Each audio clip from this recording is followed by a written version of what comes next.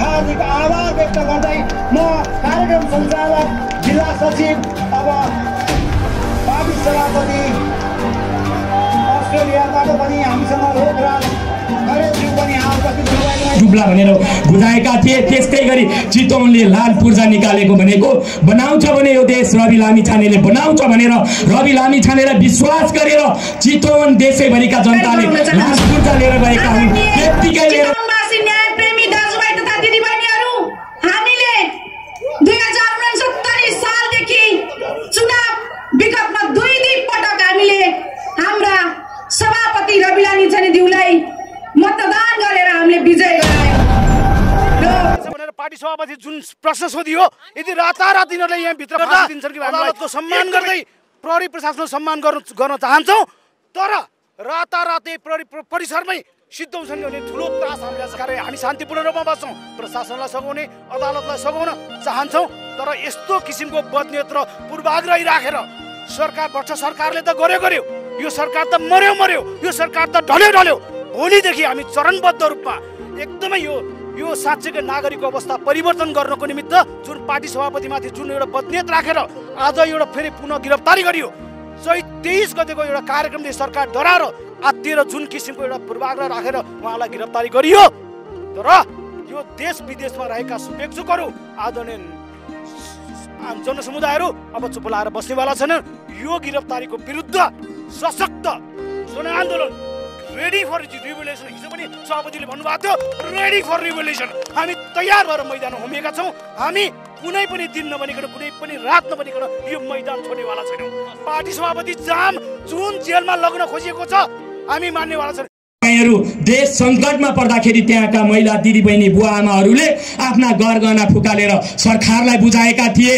त्यो विश्वासिलो सरकार थियो, विश्वासिलो नेता थियो, मेरो देश डुब्ला भनेर बुझाएका थिए। त्यसै गरी चितवनले लाल पूर्जा निकालेको भनेको बनाउँछ भने यो देश रवि लामिछानेले बनाउँछ भनेर रवि लामिछानेलाई विश्वास गरेर चितवन देशैभरिका जनताले लाल पूर्जा लिएर गएका हुन्। त्यतिकै लिएर गएका होइनन्। त्यसकारण अब यो देश बन्छ भने रवि लामिछानेको नेतृत्वमा चाहे जेलमा होस्, यिनीहरूले मारुन्, जन्म कैद हालुन्, हाम्रो पार्टीको सभापति भनेको म उदाहरण सहित तपाईहरुलाई भनिदिन्छु। अघि मैले भरत वनवास गएको बेलामा रामचन्द्र वनवास गएको बेलामा भरतले खराउ राखेर रामचन्द्रको खराउ राखेर शासन चलाएको जस्तै हिजो यो प्रजातन्त्रको आन्दोलन गर्दा टंक प्रसाद आचार्य 12 सालमा प्रधानमन्त्री भए। 7 साल अगाडि उनलाई पनि जन्म कैदको प्रजा परिषदको नाममा सुनाइएको थियो, तर महाधिवेशनले उनलाई नै कार्यकारी सभापति बनाएर कार्यभार बीपीले चलाएको इतिहास हामीलाई थाहा छ। त्यसकारण रवि लामिछाने जेलमै भए पनि यो पार्टीको सभापति भएर चलाउने छन् र तिमी माथि धावा बोलिरहनेछौँ, हामी साथ दिइरहनेछौँ। तपाईहरू देशवासीहरू, चितवनवासीहरू हामीलाई साथ दिनुहुन्छ भन्ने अपेक्षा राख्दै मेरो भनाइ यही अन्त्य गर्न चाहन्छु। हस्त, धन्यवाद। धन्यवाद। बागमती प्रदेश सभापति डाक्टर अच्युतन लामिछाने। अबको क्रममा म चितवनकै नेत्री सबिना विकज्यूलाई आफ्ना भनाइहरू राखिदिनु न। राष्ट्रिय स्वतन्त्र पार्टीकी केन्द्रीय सदस्य सबिना विकज्यूलाई आफ्ना भनाइहरू राखिदिनु न म हार्दिक अनुरोध गर्दछु। त्यस्तै अब तयारी अवस्थामा रहिदिनु हुन केन्द्रीय सदस्य ध्रुव गिरीज्यूलाई पनि म तयारी अवस्थामा बसिदिनु हुन म अनुरोध गर्दछु।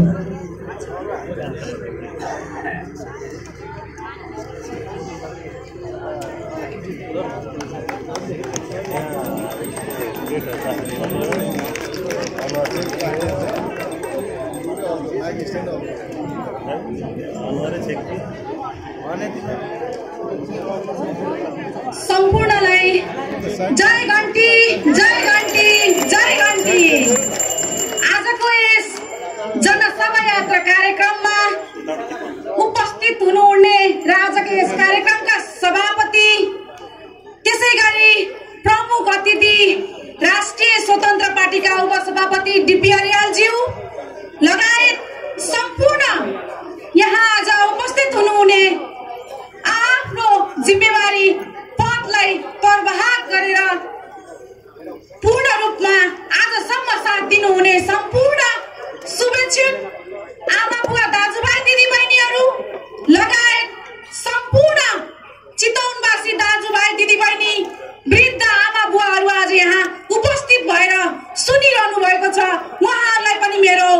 घण्टीमय अभिवादन। विगत 5-6 महिनादेखि हामी कहिले सभा कहिले आन्दोलन निरन्तर गरिरहेका छौं। यो हामीले राष्ट्रिय स्वतन्त्र पार्टीका सभापतिज्यू जुन हाम्रो संवाहक नयाँ क्रान्ति र नयाँ युगका युगान्तकारी परिवर्तनका संवाहक हुनुहुन्छ, जसले एउटा उज्यालो नेपालको परिकल्पना गर्नुभएको थियो। उहाँलाई नै यो राज्यले दमन गरेर बारम्बार हामी प्रतिको यो न्यायप्रेमी जनता प्रतिको कुठाराघात भएको छ भन्ने कुराहरुमा जानकारी गराउन चाहन्छु। आदरणीय चितवनवासी न्यायप्रेमी दाजुभाइ तथा दिदीबहिनीहरु, हामीले 2069 सालदेखि चुनाव विगतमा 2 पटक हामीले हाम्रा सभापति रविलानी छानेज्यूलाई मतदान गरेर हामीले विजय गरायौं र विगतका दिनदेखि आजसम्म राज्यले हाम्रा सबै कानुन प्रति लक्षित र कानुन प्रति गिद्ध नजर राखेर हाम्रा सभापतिज्यूमाथि प्रहार गर्ने एउटा जुन षड्यन्त्र छ, त्यो षड्यन्त्र नै हाम्रा लागि घातक भएको छ। सम्पूर्णले यो कुरा आफ्नो मनदेखि जानिसक्नु भएको छ। मैले विगतमा लामो समयदेखि हामी परिवर्तनकारीका रूपमा हामी उभियौं। विगत चितवनले धेरै नेताहरू जन्मायो, चितवनले धेरै राजनीतिक परिघटना